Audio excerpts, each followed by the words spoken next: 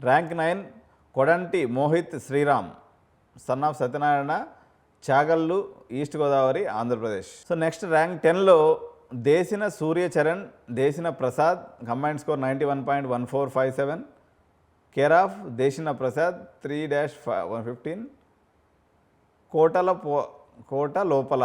కోట లోపల బెండపొడి తొడంగి కాకినాడ ఆంధ్రప్రదేశ్. సో ఈ రకంగా మెడిసిన్కి సంబంధించినటువంటి టాప్ 10 ర్యాంక్స్ ఉన్నాయండి.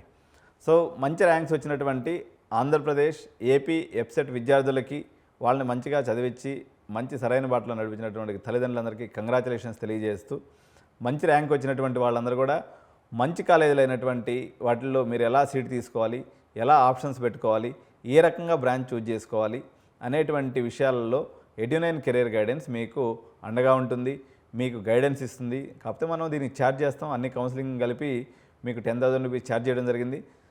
అదేవిధంగా మీకు ఈ 2 months ఖాళీగా లేకుండా వీళ్ళకి సాఫ్ట్వేర్ మీద ట్రైనింగ్ కూడా ఇవ్వడం జరుగుతుంది.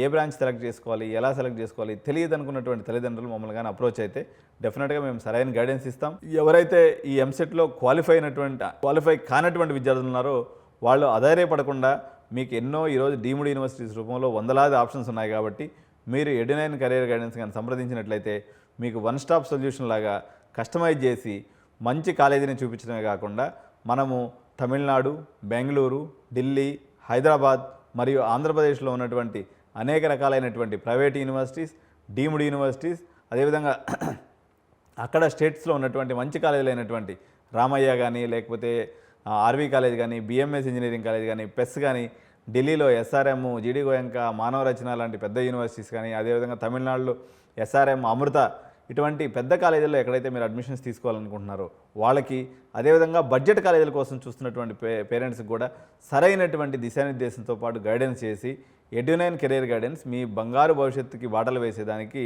మా వంతుగా మేము కృషి చేస్తామని తెలియజేస్తూ ఈ విషయాన్ని మీకు చెప్పడానికి ఆనందిస్తూ ఉన్నాం.